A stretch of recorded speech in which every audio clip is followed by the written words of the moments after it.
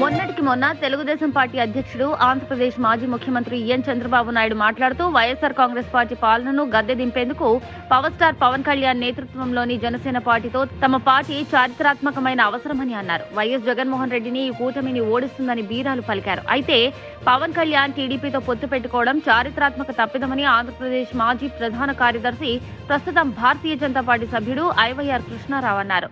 TDP Janasena పార్టీల మధ్య పొత్తు పవన్ కళ్యాణ్ కు ఉపయోగపడదు.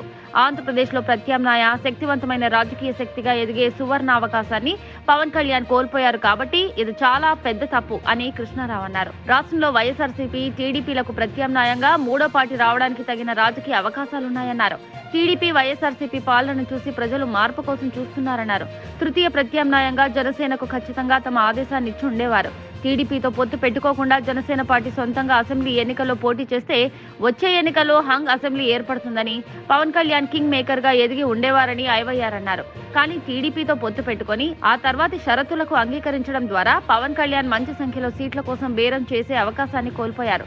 యుద్ధానికి ముందు కూడా తుపాకీని వదులుకుని యువగళం వంటి టీడీపీ కార్యక్రమాల్లో పాల్గొని తన విలువను తగ్గించుకున్నాడు అని మాజీ ప్రధాన కార్యదర్శి అభిప్రాయపడ్డారు. రాష్ట్రంలో మూడో రాజకీయ ప్రత్యామ్నాయం లేని శూన్యాన్ని పూడ్చేందుకు బీజేపీ ప్రయత్నిస్తోందని, అయితే వివిధ కారణాల వల్ల అది సాధ్యం కావడం లేదని ఐవైఆర్ అన్నారు. ఆంధ్రప్రదేశ్లో బీజేపీకి సరైన నాయకత్వం లేదని ఆయన అన్నారు.